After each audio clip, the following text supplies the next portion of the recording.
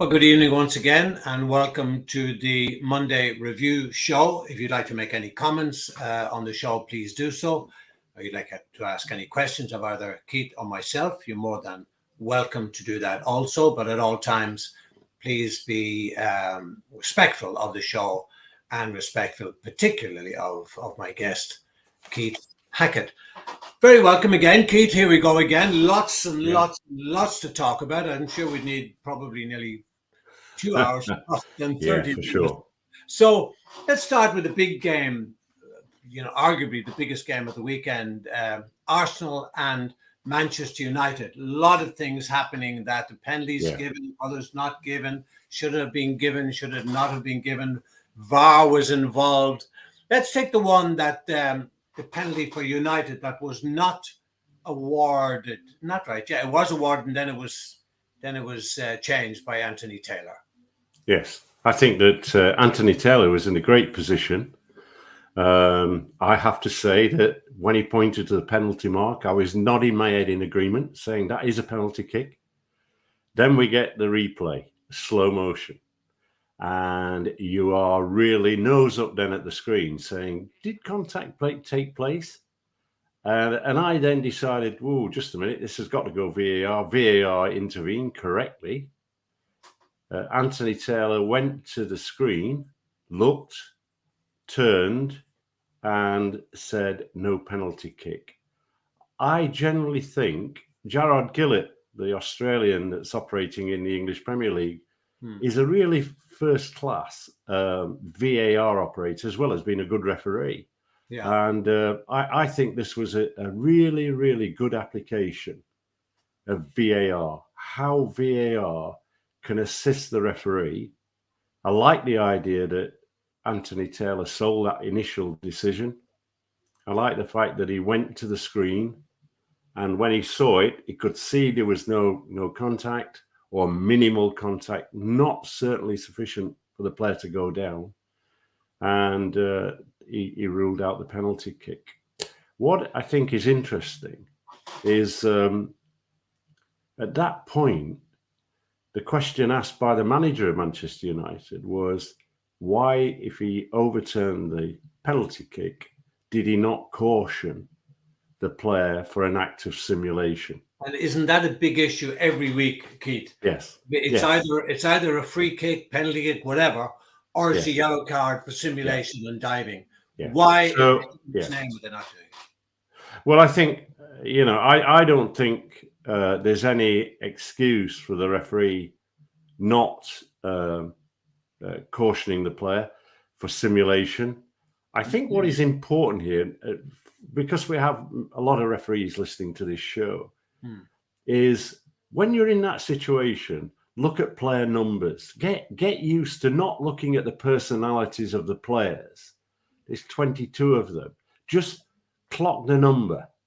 And then if in this situation Taylor has forgotten who the player was that dived, because that could easily happen, is up here, it's easier to remember the numbers than guess a name or actually recognize a player. Okay, we know who Ronaldo is and we know who Messi is, but in a game of Premier League football where there's lots of substitutions now, in that situation, I think taking the numbers is important. But look, I thought they got it right. I think it was a really good decision. There was another. Did you not think that he was impeded, and that's surely the word. There was. I felt at one time I thought, oh, that has to be a penalty because the player running through the offended player, I thought his leg was touched by the defender. So, they touch two legs together. And the big issue is, if that was out in the middle of the field, would he have given the free kick? And therefore, penalty. Yeah. I mean, Keith, I just need to clarify this issue. For those of you who are looking in, this is not a referee knocking show. No. At any time, knock referees. All we're trying to do is give you, the viewer, clarity on the laws of the game and the interpretation of the referees and how they're interpreting the decision. So it's not a referee knocking show. Keith and I have been there. We know the story, and we would be the last to knock any referee. Absolutely. It's a really good point that you make. And this is where judgment comes in, particularly on minimal contact. If there is contact, minimal contact, you've got to look at, did that challenge impact on the player and cause him to fall to ground? So Keith, just on that now, is there minimal and maximum contact? Because it's we're getting back to almost VAR. There's a toenail just in an offside position. Yeah. So it's either a free kick or it's not. Yeah, and I deemed it was not, because what we have to recognise in the game of football is that contact does take place, and not every contact is a free kick. But you make a good point. You make a good point in terms of impeding and unfair impeding. And then, of course, unfair impeding without contact is penalised with an indirect free kick, and with contact is a direct free kick. So you have, in your refereeing career, got to look at TV clips and look at film clips, look at what the referees are doing, and then in your own mind, clarify where a foul is taking place or where a foul is not taking place. In that game, there was an incident that was even greater, where there was definite contact between two players. We call it grappling. And once again, that was completely ignored. The Manchester United manager wanted a penalty kick. But when you look at it, they're both at it.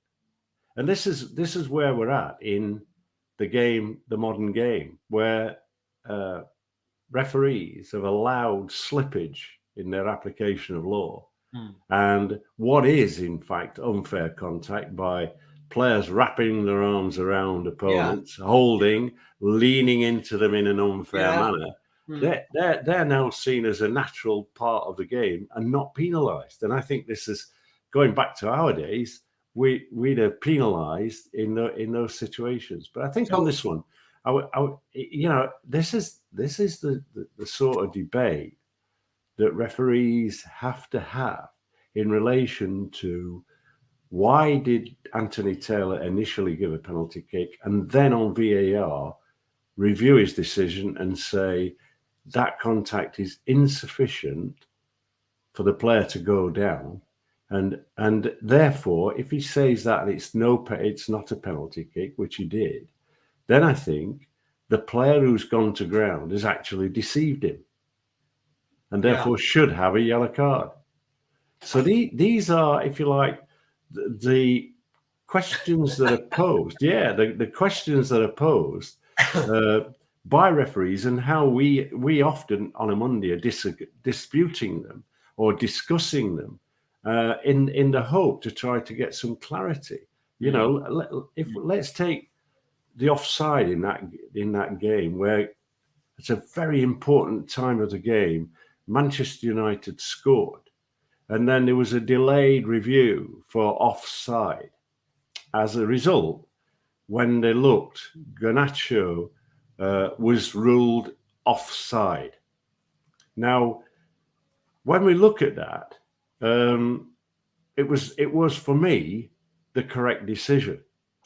But the manager started to question very publicly that the incident, they hadn't secured the correct angles to make that judgment. So he's questioning how they came to a decision on offside.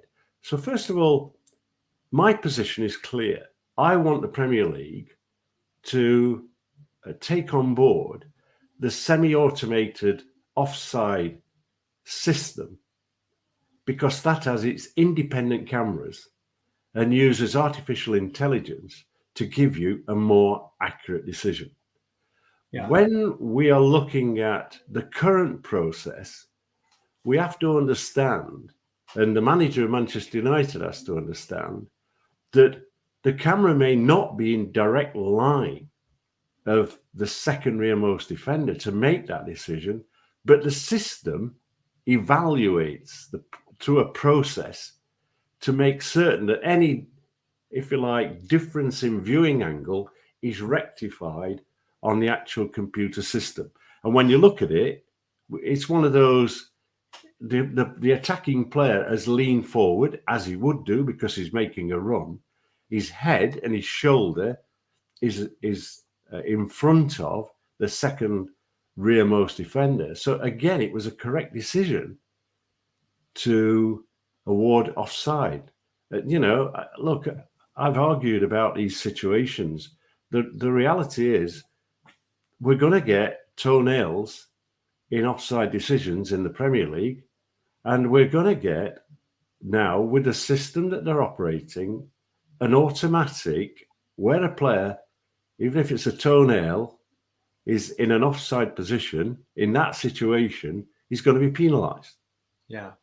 Now, you went through this. Sorry, Keith. Yeah, you Yeah. went through this in great detail in your article in the Telegraph, talking about Garnacho's offside. You said, I was disappointed that the Premier League and the PGMOL did not introduce the semi-automated offside system, given that it uses the latest A1 technology along with its own bank of cameras. Yes.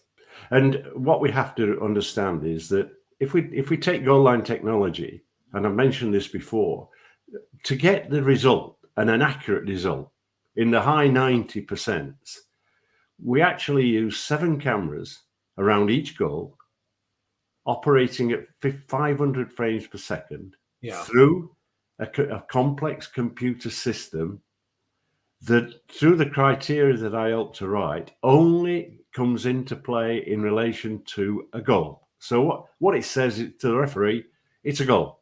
And we saw Bobby Madley in his game this weekend have a problem with the watch, but still they gave the goal because of the input of goal line technology. 500 frames per second. In the current system of offside, they're using broadcast cameras, which are a much lower speed. So when you actually look at the complex of offside decision making, where you're not just looking at a plane, a line, and a ball crossing it, wholly crossing over the goal line, which is two-dimensional, really. Yeah. We're looking at a complex situation, and after understanding law, that a player standing in an offside position is not committing an offence until he becomes active and interfering with an opponent or gaining an advantage. Now, in the old days, gaining an advantage was deemed when a player was in a position and did gain an advantage. Gaining advantage now has been slimmed down, that it has to be a shot on goal, and when that shot takes place, the player is in an offside position. Now, if it hits the crossbar or the goalkeeper or a defender and comes out to the attacking player, player that had been in an offside position, right, then he's gained an advantage and he's penalised and given offside. So now, under old money, when we had refereed, if an opponent touched the ball, i.e. the goalkeeper saved it or a defender touched it, the player was onside. And these are the changes that have taken place in offside decision, offside law, that have been changed for the elite level of the game and have made refereeing at grassroots level, often with no assistant referees, very, very difficult, and therefore I think in most situations at grassroots level, referees will go safety first and blow for offside rather than have a doubtful goal scored from an offside. Do you think all these new changes, I mean, just like you just mentioned, is it better for the game? Is the game becoming too complicated now? Or would we have been better with the old-fashioned yes or no? There's so many new changes. I can't think of the word. I think that what we've seen, getting too petty with the changes. Yeah, well, I think that was David Ellery, who's the technical director of the IFAB, almost saying, what I say goes. And even though there's impact and involvement of ex-players, etc., I think that he shaped the laws of the game and forgot about grassroots referees. Yeah. I it's like handball. Yeah. Over a period of time, everybody will say, "Well, it strikes the hand; it's handball," but that's Yeah. not the case. Yeah. And therefore, what we've got is with handball is where it used to be deliberate. That's all it said. Literally, handball is deliberate. Yeah. What we've now got to say is, did he make the body shape larger? It's the hand and arm up to the underside, level with the underside of the armpit. Now, who would think of that? Who would actually think of writing that paragraph in the laws of the game? It's the hand and arm up to the underside of the armpit. Now, that is the fact. That's what's written in law. And you say to yourself, that's stupid. And then, of course, we have to take into account that sudden shot. Yeah, I think, referees, even the most brilliant referees, sometimes are not in the best position. There's the shot. Yeah. And, that red line isn't the shirt sleeve. That is the underside of the armpit. And we're asking referees, I think, to be magicians.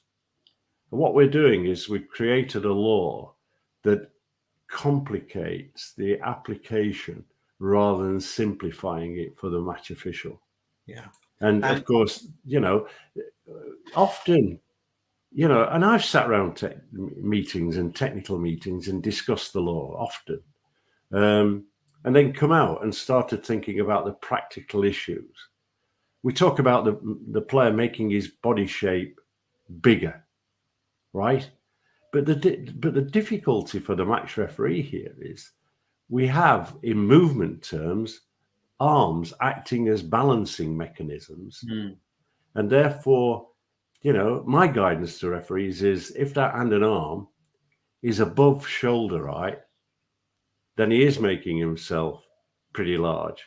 And then, of course, if that attack has gone down the wing and he's cutting across into the penalty area, what we have now is we have a defender who either puts his hands behind his back or he leans and the ball strikes. So, handball, offside, when we start to talk about deliberate play by a defender who then puts the player in an offside position onside, they have to write a numerous number of words to inform us what they think is deliberate play and then start to change it, which says to me you need a bit of homework and a bit of work to be done in those situations. You mentioned the stat off air, 9 reds, 175 yellow cards in 39 games this year. The 175 yellow cards is amazing.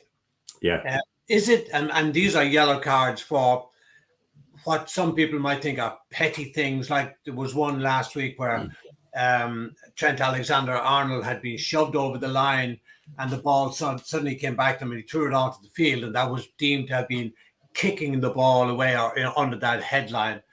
Yeah. And yet there are players pulling and dragging each other. And again, I want to stress to you people watching, this is not referee knocking. This actually is happening.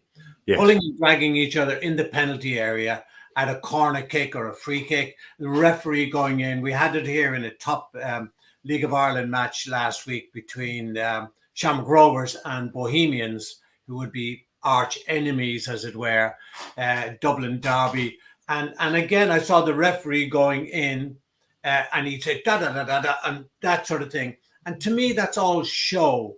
Yes. To show the general public or the cameras, was on TV, that I'm doing my job. Am I right or wrong in saying with that kind of pulling and dragging, it's either a free kick to the defenders or it's a penalty kick to the attacker? But going and talking to players and you haven't backtracked 5-10 steps and they're at it again. So what is the point? Well, I think what we've got to understand is, first of all, and I agree entirely. I mean, I think, first of all, I tried to operate with an average 3 yellow cards per game. And in fairness, that's what was happening last season before.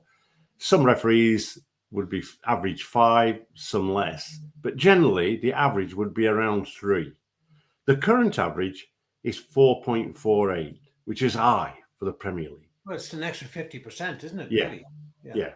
So what's actually creating these yellow cards?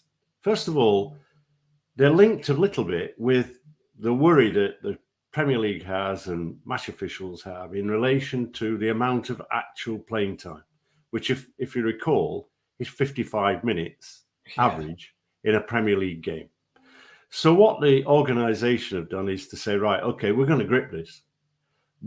And this is coupled with the fact that we're coming off the management style of Mike Riley, who was stating that he wanted the lighter touch. And that lighter touch resulted in players doing things that they shouldn't do and the image of the game being tarnished. A disaster. Now, Howard Webb is faced with trying to pull that back fairly quickly. So he's got two things. He's got the management of the game in terms of refereeing and enforcing the law, in part, and he's got this other pressure of fans getting value for money. So the sort of things that people will see now is, first of all, time wasting or delaying the restart referees will be very proactive. And we've already seen a goalkeeper in the first half of a game yellow carded for delaying the restart. We've seen over celebration, leaving the field of play, and a player or more than one player being cautioned, yellow carded. There's a level of inconsistency across the group of referees still in those areas. There's a non-application of a law that would help, and that is the 6-second law, which we don't see operated by match officials. And I remind the listeners, where a goalkeeper gains possession of the ball in his hands, he then has 6 seconds in which to distribute it. If he doesn't, then an indirect free kick is awarded. But it could also be cautioned. So when we have that, now we look at players feigning injury, and we've seen that as an act of getting to the point of ridicule. So they're trying to clamp down on that. And what they're actually saying is, if you're injured, you will be treated if need be. You will then have to go off the field of play. And once the game starts, 30 seconds will have eroded before you're allowed back on the field of play. So these are the introductions that they've come in. And in a way, they're actually strengthening the law. They're actually now applying the law more vigorously. When it comes to the technical area, where you and I have had long discussions, they're very clear. They're stating if any occupant of the technical area leaves that technical area, then they will receive a yellow card. So no longer will you see the manager of Liverpool and other clubs running down the touchline, or the Arsenal manager standing off on the pitch, because if he does, and he doesn't receive a yellow card, I think everybody will be saying you're not doing your job. Now, the other important aspect is that they're reinforcing what used to happen, and they're saying the manager stands at the front edge of the technical area. Everyone else, who, by the way, is named prior to kickoff, you can't have friends of a friend suddenly sitting there halfway through the match. Sure. The named people that are sitting on the bench have to be on the team sheet.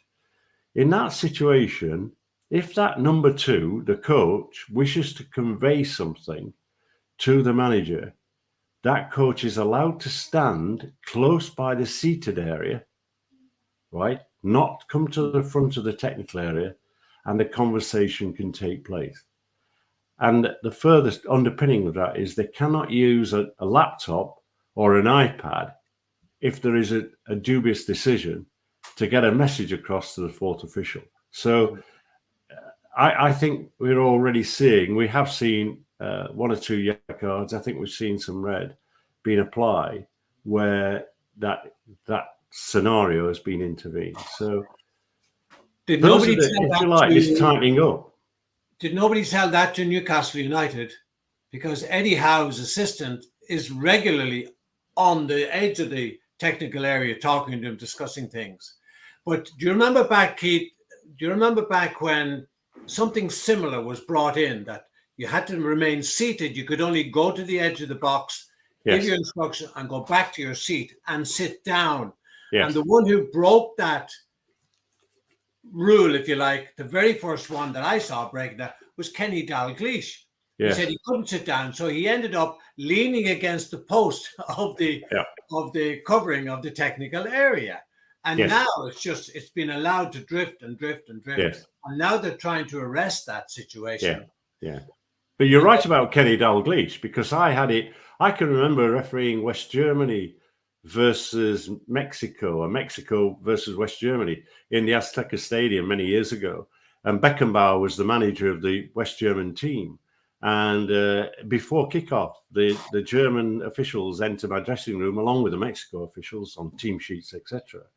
But at that point, they made very clear that Beckenbauer couldn't sit down because he had a back injury, and therefore had to stand. So the FIFA delegate, who was Mexican, made allowance, but then said, "I will be watching you." So that not only was Beckenbauer being watched by myself and the fourth official, but also by a FIFA official as well. Just 2 quick final points, Keith. Players had been told not to jump the advertising hoarding and not to go near the crowd because there's a surge forward. Arsenal, Man United again. Declan Rice, I mean, he was all but in the crowd and they were crowding around, clapping on his head. Surely that he should have been cautioned for that. Absolutely. And I think this is where, at Rotherham United, we had a situation, I think, first week of the season, where a elated player, ran towards the spectators and received a yellow card. And although it was a silly boy later in the game, he disputed a decision or had words with the referee, and the referee produced a second yellow.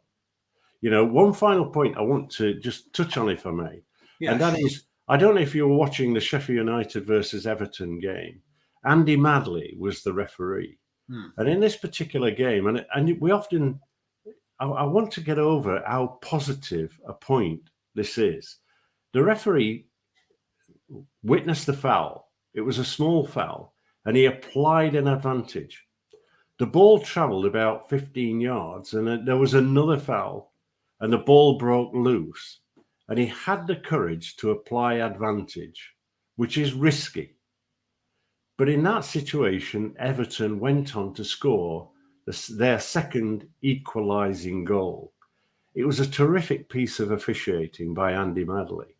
And often we're critical of referees and their performances. Yeah. So, I think this is an area where you and I were encouraged and were trained to deliver, where appropriate, advantage, which gave us, if you like, that cognitive skill to look and think to yourself, what is that player going to do next? Is he going to spray a big ball out to the right wing? Is he going to play a short pass? And we developed a skill set in that area that allowed us to apply some really good advantages. Indeed. And I think this is one area that I've seen actually closed down to some degree over recent times. And I think it was very refreshing to see Andy Madley apply 2 advantages without putting into any area of doubt his control and management of the game. Yeah. But the outcome was a goal. It was a pretty good piece of refereeing. As always, Keith, great to have you on the show. Thanks so much for coming on. And thank you, the viewers, for watching. Keep your comments coming in, and I will reply to them. until we do it all again next Monday. Good night. All the best. Thank you. Bye-bye.